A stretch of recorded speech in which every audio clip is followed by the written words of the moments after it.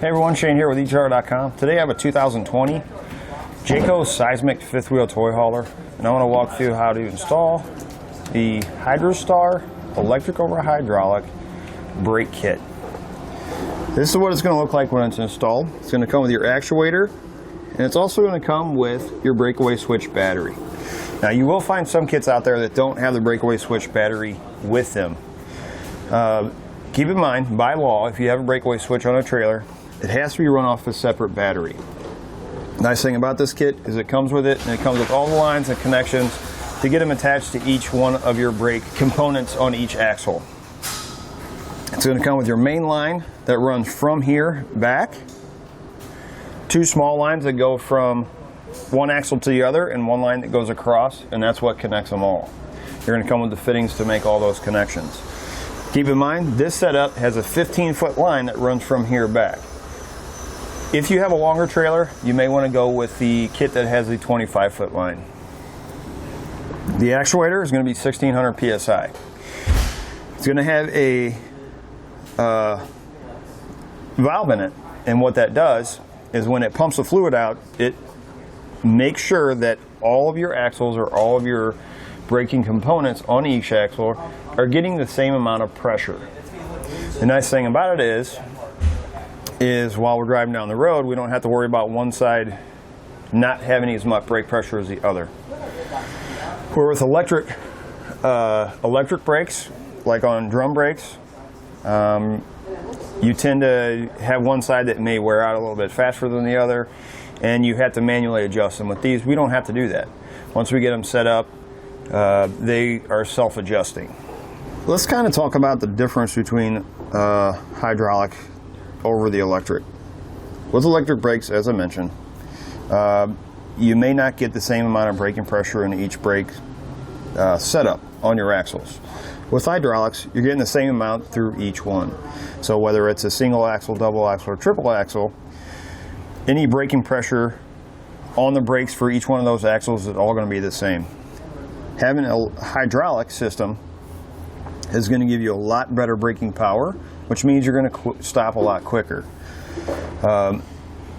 If you have electric brakes and you've ever been in a situation where somebody's kind of stopped in front of you pretty quick, you go to push on the brakes and your brakes are working on your trailer, but it's almost like the trailer pushes you a couple extra feet. With a hydraulic setup, you're not going to have that. When you press on the brakes, you want to stop, the trailer is going to stop. It's not going to push you that few extra feet. You're not going to have to white knuckle hoping that you're going to stop before you hit that car in front of you or whatever it is that is in front of you. The breakaway switch or breakaway battery, the battery is replaceable. The two screws here will open this lid and you can slide the battery out. This is a front mount.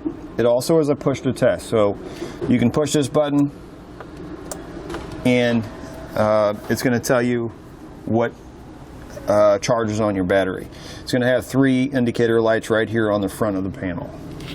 This kit's going to be designed for your single and tandem axle trailers up to 14,000 pounds. If you have a triple axle trailer, it is going to require additional lines or additional hydraulic lines.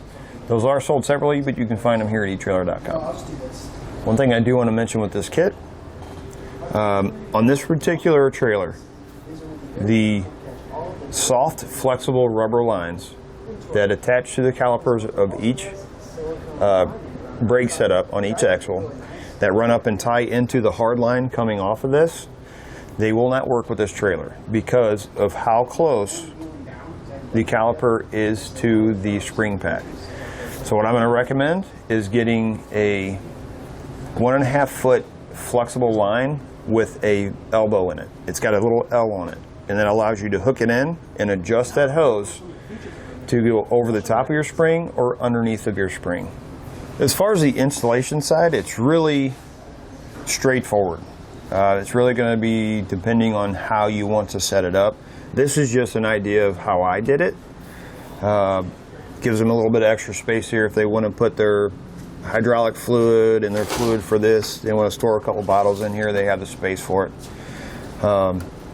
But again, it's really up to you how you put it in. You just want to make sure that this is mounted to a solid surface, so it's not going to be bouncing around. If it bounces around a whole lot, you could potentially get air bubbles in there. There is a bleeder valve right back here, so if that does happen to happen, or does happen, you have a bleeder valve right here on the back side that you can get those air bubbles out. Running the lines, again, pretty straightforward. It's all a matter of how you want to run them to the back, whether it's through loom clamps that are already there holding something up, or taking your under panel down and just tucking your hard lines up inside and then reinstalling the screws.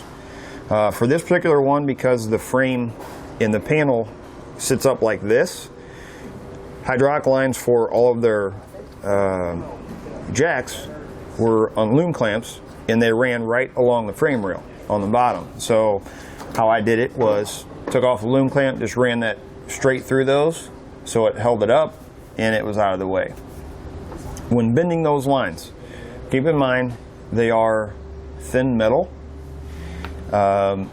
It's best if you use a tube bender. You can probably find one at most of your auto parts stores. You can probably rent one if you don't have one. You can also use a can. You know, if you have a little spray can, hairspray can or something like that, you can use that to make a circle, because if you bend it too much with your fingers, you could kink it, and that could affect the fluid going through that spot. If you bend it too many times, that's going to end up breaking, and then that line is shot. So just keep that in mind when you're installing it. Other than that, it's pretty straightforward. Now that we've gone over some of the features, let's walk you through how to get it installed. First thing you need to do to start your installation is determine where you're going to mount your actuator. Our customer wanted it in this area with his hydraulic pump for his jacks. What I did, because we also installed the Breakaway switch battery that comes with this kit, I put it all the way over to the side like this and mounted the battery pack up above it so that he has room, or the customer has room, they can put their hydraulic fluid in here, brake fluid for this. So you just kind of want to plan it out how you're gonna install it. Once you get this installed, you can just take a couple self-tapping screws, if you're doing it in this metal plate, and just bolt it right down to it. Same thing with this, bolt it right to the wall. Make sure it's up high enough that when you open the slid, and back far enough when you open the slid to, if you have to replace the battery, you can open it and get the battery out. But also far enough up so you can get to this valve here if needed. You can also take the cap off and fill it when you need to. On your actual actuator, you're going to have 4 wires. Black wire is going to be your power wire. White wire is going to be your ground wire. Blue wire goes to the brake controller from the vehicle. Yellow wire goes to the cold side of the breakaway switch. On the breakaway switch battery, you're going to have a blue wire, a white wire, and a red wire. Red wire is going to be the power. Blue wire is going to go to the hot side of the breakaway switch. White wire is going to be your ground. Once you get that, you need to determine where you're going to route them, or what wires you're going to be tying into. A lot of the wires are running in here.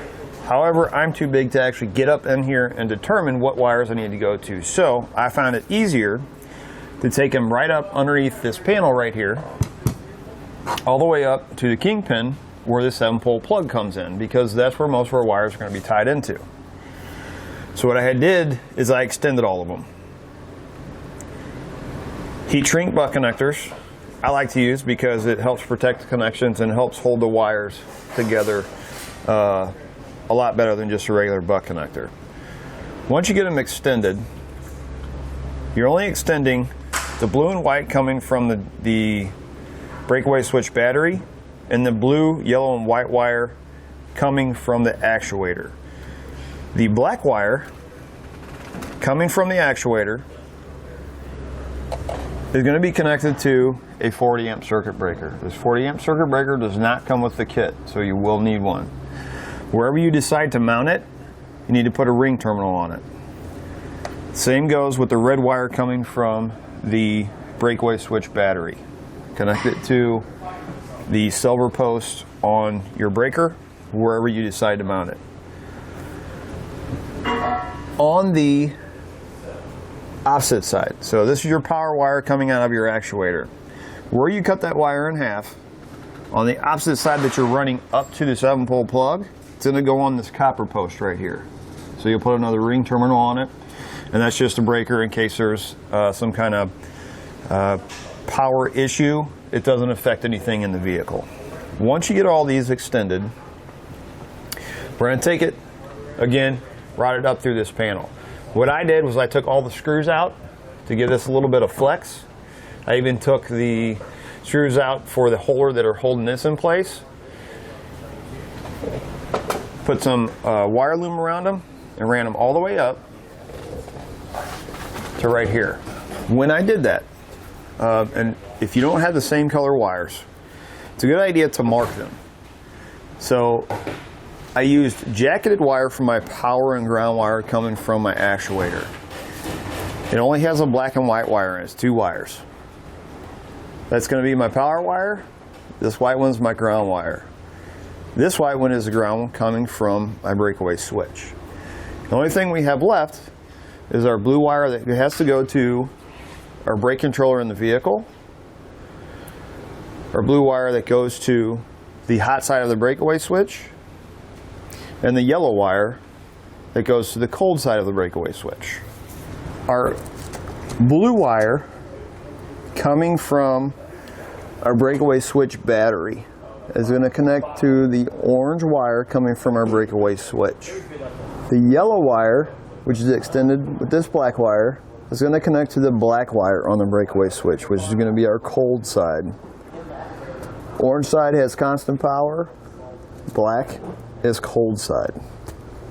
If for some reason you get this all hooked up and you find that your actuator is kicking on when you don't want it to, check your power wire. These 2 wires could be switched in backwards.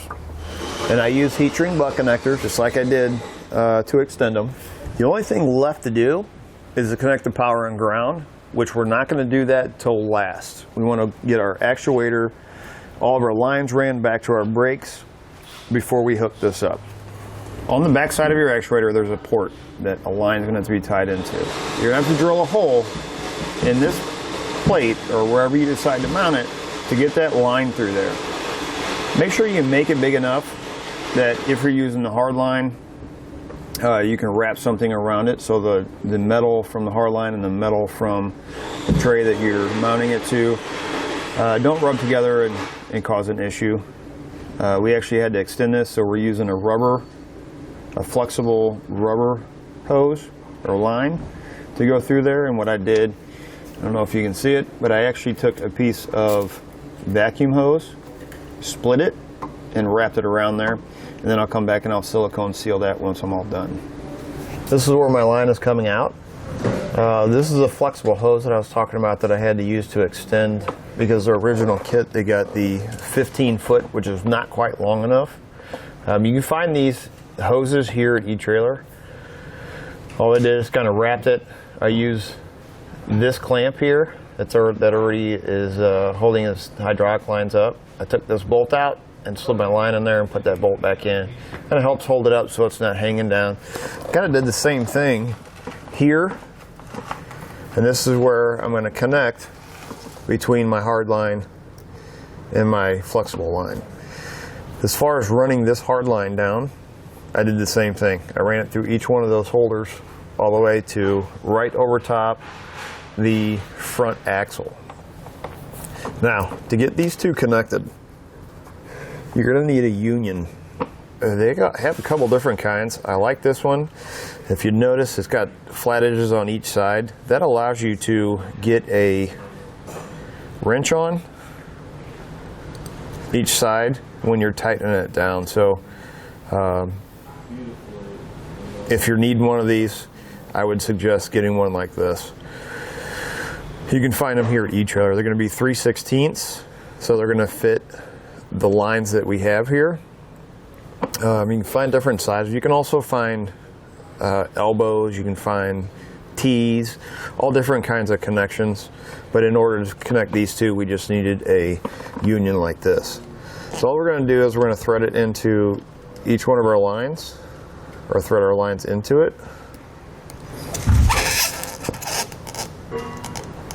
And then we're going to tighten them down. You want to make sure when you tighten these, line wrench like this usually works the best. And you just want to make sure that you don't really stress, especially these hard lines. You want to make sure you don't stress them because they are fairly thin and they will break. And if they don't break and you put a kink in them, what that does is it actually restricts how much fluid you're getting in there, so it could affect the way your brakes are working.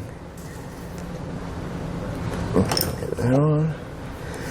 Now that we got that on, we'll go ahead and follow this line back to our first axle. Once you get back to your first axle, you kind of got to plan it out so that when you mount this piece here, when you put your line going down to your caliper, that has enough room that when your axle moves, it's not going to stretch this. You also don't want it so close that that line is sitting on your springs. So what I did is I pulled it back just a little bit. You can see this piece here has got 4 holes in it. It's got 2 here and 1 on each end. The one coming from this end goes to the main line going up to your actuator. You'll have one here, comes from your rubber line, brake line coming from your caliper. While I'm talking about this, the ones that come with this kit for this camper will not work. You're going to have to get one that has an elbow in it. You want to make sure that it's at least 1.5 feet so you have enough room. And I'm going to make sure it's 3/16 so it fits into these fittings. Then all you're going to do is, and you can actually thread these in before you mount this. I'll just thread it into place. Self-tapping screw will allow you to mount that to the frame rail. I found putting it this way works the best. It's going to give me enough flex. Once I set this down, this is going to pull up and it's going to give me enough room, enough access so that when that axle moves or that suspension moves, I'm not going to be pulling on that line. So take the other end of your line and it'll look like that. It's going to mount directly into this fitting right on the back side of your caliper, or on the inside. We're going to take that, the elbow side, and thread it into place. We'll take our 3/8 line wrench and get that snugged up.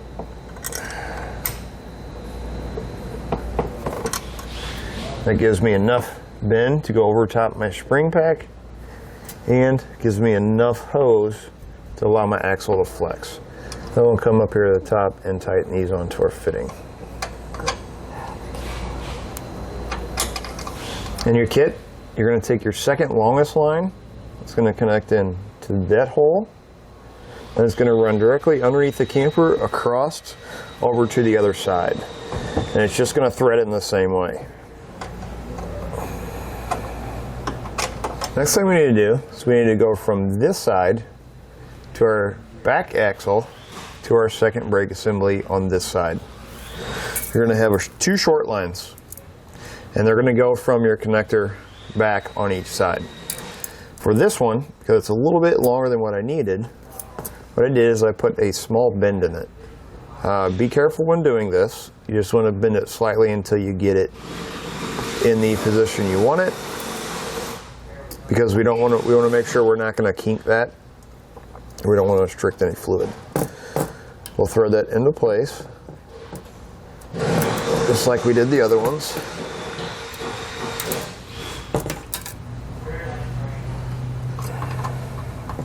You can see how I kind of bent this line. I'm going to run this one underneath, like this.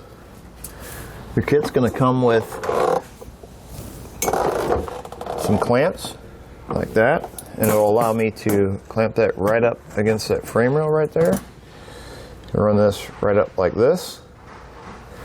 It'll give me enough flex on my line and keep it away from my spring pack. To get those two connected, you're going to have unions that actually come in the kit, and they're going to work the same way as the other one. Simply thread them on, take your 2 wrenches, and then tighten them down.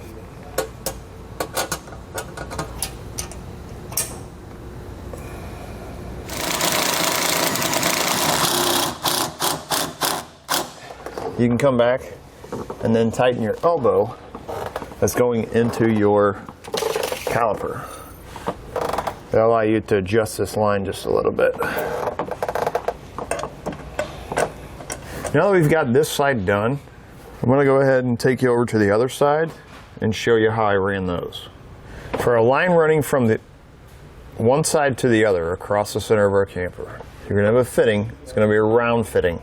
It's going to have 3 slots in it. Again, kind of have to plan it out on how your lines are going to work on your brakes, but this is how I did it. That line coming across, I put it into this side, or right into the center one. My rubber flex line going to my front axle ran right up here. You can kind of see how it kind of loops this way and then down. Gives me enough flexibility again for my axle to move. My line going from this 3rd port to my back axle. Take it from here, kind of put a little bend in it, went over top of these pipes. This is going to help keep it up tight so it's not just drooping down. Went back, came out here again, clip, zip, or being a self-tapper right into the frame rail. Put another union on, and this goes to my back one, which on the back one I went underneath the spring pack just like I did on the other side. Once you've got all these lines connected, you've tightened them into place, you can go ahead back up front and either connect all of your wires if you haven't, or if you did it like I did, we can go back up and now we can connect our power and our ground wire and get some fluid in it and start bleeding them and checking them for leaks. So my power wire, which is my blacking as we talked about earlier, what I'm going to do is we're going to cut that. After we cut the wire, we're going to strip back the ends. The one coming from our plug that plugs into the back of our vehicle, actually it really doesn't matter. You just want to strip one end back a little bit longer. We're going to take the wire coming from our actuator, and we're going to put those two together, add on a butt connector. Strip that on, and we can take the other end, strip it back. It's going to go into this side of that butt connector.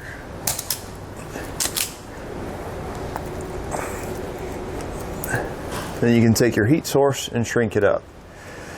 If you haven't made any of your other connections, you're going to do them the same way.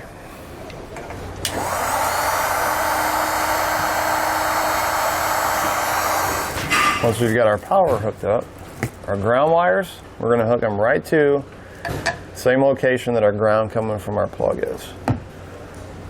In this case, take a flathead screwdriver. We're going to loosen this nut here.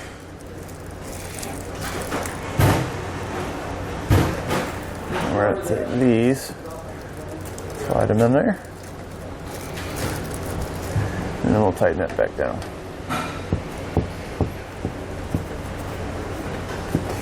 Once we get all of our wires hooked up, we'll remove the cap. We're going to use .3 or .4 brake fluid, and we're going to fill our actuator up. Normally takes about 3 bottles when you are bleeding it. You kind of see how the fluid level is dropping. That means it's running down into the lines. We'll get it filled up to where it stays, and then we can start bleeding them. It's a good idea to have 2 people to bleed them so that one person can watch to make sure that this stays full so we don't run it dry, and the other person can be at the axles opening up the valves to get any air bubbles out of the lines. When you start bleeding it, you want to make sure that the cap does not go back on there because it has a little rubber gasket here, and what we don't want is we don't want that gasket or that seal to suck down inside of there. So make sure this stays off. You can also wash that fluid to make sure it's always topped off. Next, we're going to start bleeding our brakes. We're going to start with the caliper that's the farthest away from our actuator. What I have is a little bottle, hose running into it. We're going to have 2 ports on the back of our caliper. We want to use the top one because air rises. What we're trying to do is we're trying to get all of the air out. We'll take this, put it over the top. We'll have somebody up front. They're either going to pull the breakaway switch or apply the brakes with the brake controller in the vehicle. And what we're trying to do is trying to get all the air out. So we're going to watch this for fluid to come out of it and air bubbles. Go ahead. We'll open it. We got fluid. Go on.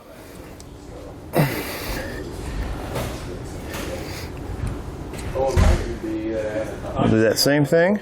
We'll move to the next one. Once you know everything's powering correctly, you've bled the brakes, you can go ahead and clean up your install. What I'm going to use some wire loom, just kind of hide all this and get it tucked in over here to the side, kind of clean it up. I'm going to do the same thing up there where I have all my connections to my 7-pole plug. Once you're done with all that, you're ready to go. It's going to do it for a look at and installation on the Hydrostar electric over hydraulic brake kit on a 2020 Jayco Seismic 5th wheel toy hauler.